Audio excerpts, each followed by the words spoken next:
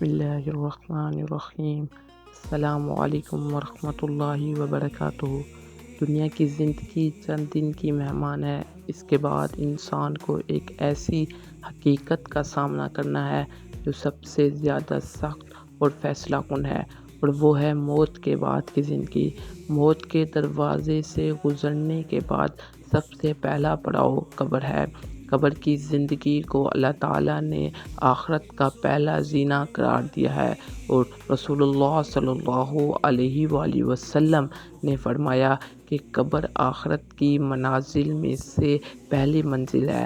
اگر کوئی شخص اس میں کامیاب ہو گیا تو اس کے بعد کی منزلیں آسان ہو جائیں گی، اور اگر اس میں ناکام ہو گیا تو اس کے بعد کی منزلیں اور سخت ہو جائیں گی۔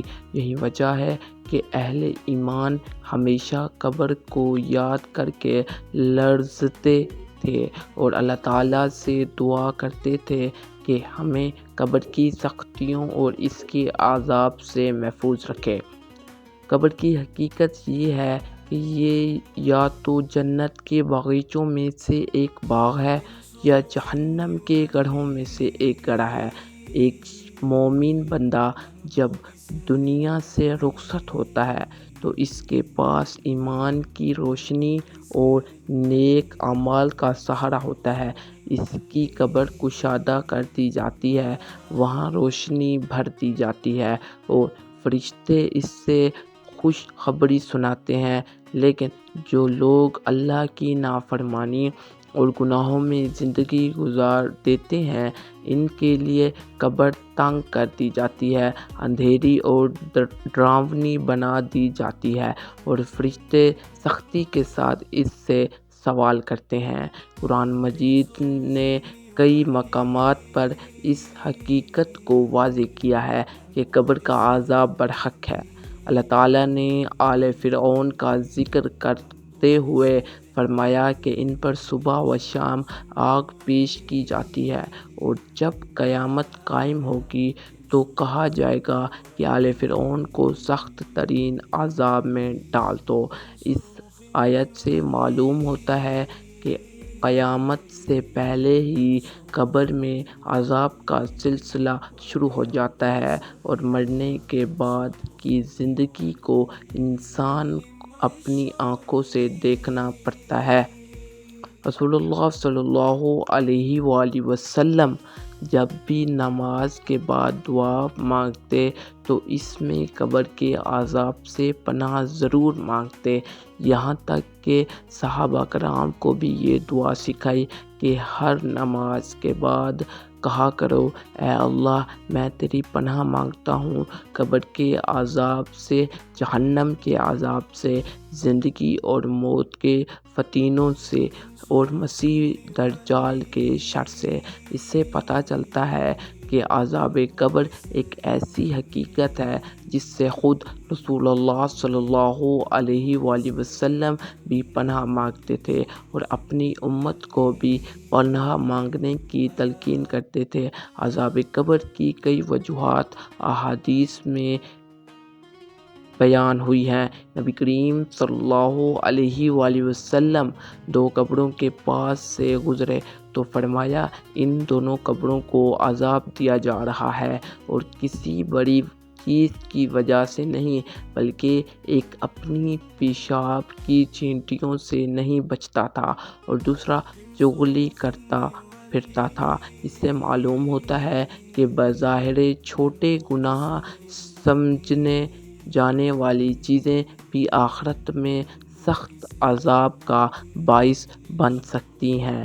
ایک اور آیت میں آتا ہے کہ ایک شخص اپنی قبر میں عذاب دیا جا رہا تھا کیونکہ وہ جھوٹ بولنے کی عادت رکھتا تھا۔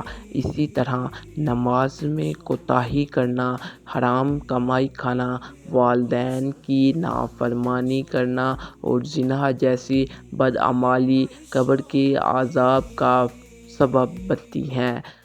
یہ سب گناہ انسان کی قبر کو جہنم کا گڑھا بنا دیتے ہیں۔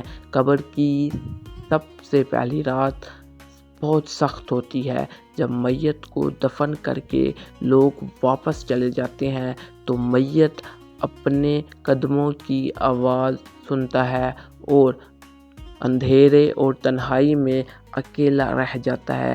اس وقت صرف اس کے اعمال ہی اس کے ساتھ رہ جاتے ہیں۔ اگر اس نے دنیا میں ایمان اور نیکی کے ساتھ زندگی گزاری ہے تو اس کے اعمال ایک حسین خوبصورت میں آ کر اس کا سہارا بنتے ہیں۔ اس کی قبر وسیع کر دی جاتی ہے اور جنت کی ہوا اس تک پہنچائی جاتی ہے، لیکن اگر وہ گناہ اور نافرمانی میں ڈوبا ہوا تھا تو اس کے اعمال ایک بدصورت شکل میں آ کر اس کا ساتھ دیتے ہیں۔ قبر تنگ کر دی جاتی ہے، یہاں تک کہ پسینے ایک دوسرے میں پھنس جاتی ہیں اور آگ کے دروازے اس کے سامنے کھول دیے جاتے ہیں۔ بزرگان دین قبر کے ذکر پر اتنا رویا کرتے تھے کہ درواریاں تک ہو جاتیں۔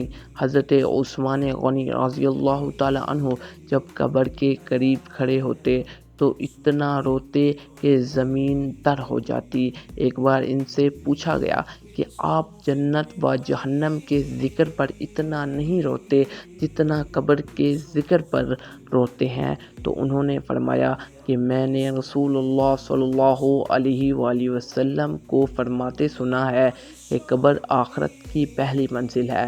اگر یہ آسان ہو گئی تو آگے سب آسان ہوگا، اور اگر یہ مشکل ہو گئی تو آگے سب کچھ سخت ہوگا۔ یہی وجہ تھی کہ صحابہ کرام رضی اللہ تعالیٰ عنہ اور اولیاء کرام اللہ ہمیشہ قبر کی فکر کرتے، اللہ سے اس کے عذاب سے پناہ مانگتے تھے۔ عذاب قبر سے بچنے کا راستہ بھی دین نے واضح کر دیا۔ سب سے پہلے ہر نماز کے بعد اللہ تعالیٰ سے دعا مانگنا کہ وہ ہمیں عذاب قبر سے محفوظ رکھے، پھر جھوٹ، غیبت، چغلی اور ناپاکی جیسے برائیوں سے اجتناب کرنا، والدین کی خدمت اور ان کے حقوق کی ادائیگی کرنا، نماز کو قائم رکھنا اور قرآن مجید کی تلاوت کو معمول بنانا، صدقہ و خیرات کرنا اور حلال روزی اختیار کرنا۔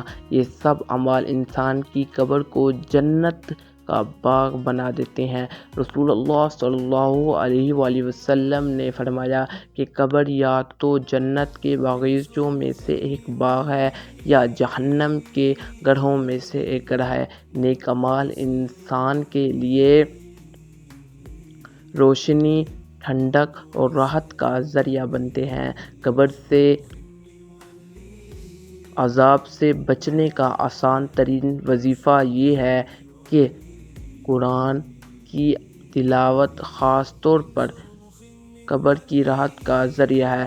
سورۃ ملک کی تلاوت کے بارے میں آتا ہے کہ یہ قبر میں عذاب سے بچانے والی ہے۔ اسی طرح صدقہ و خیرات انسان کے ساتھ قبر میں اتارتی ہے اور وہاں اس کے لیے ڈھال بن جاتی ہے۔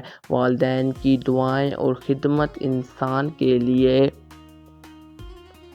دنیا اور قبر دونوں میں سکون کا باعث ہیں۔ قبر کے عذاب کی سختیاں اس بات کا درس دیتی ہیں کہ ہمیں ہمیشہ آخرت کو یاد رکھنا چاہیے۔ یہی وہ مکان ہے جہاں انسان کے غرور، شہرت اور دنیاوی طاقت سب کچھ ختم ہو جاتے ہیں۔ قبر میں صرف ایک چیز باقی رہتی ہے، وہ ہے اس کے اعمال۔ ایمان اور نیک اعمال ہمیشہ جنت کی طرف لے جاتے ہیں۔ اس لیے ہر مسلمان کو چاہیے کہ وہ اپنی زندگی کو آخرت کے مطابق ڈھالے، نیک عمل کرے، برائیوں سے بچے اور اللہ تعالیٰ سے دعا کرے کہ وہ ہمیں قبر کی سختیوں سے محفوظ رکھے۔ اگر آپ کو ہماری ویڈیو اچھی لگی ہو تو مہربانی فرما کر اس کو سبسکرائب کر لیں تاکہ ہر آنے والا ویڈیو کا نوٹیفیکیشن آپ تک لازمی پہنچتا رہے۔ آپ اپنا خیال رکھیے گا، تب تک کے لیے اللہ حافظ۔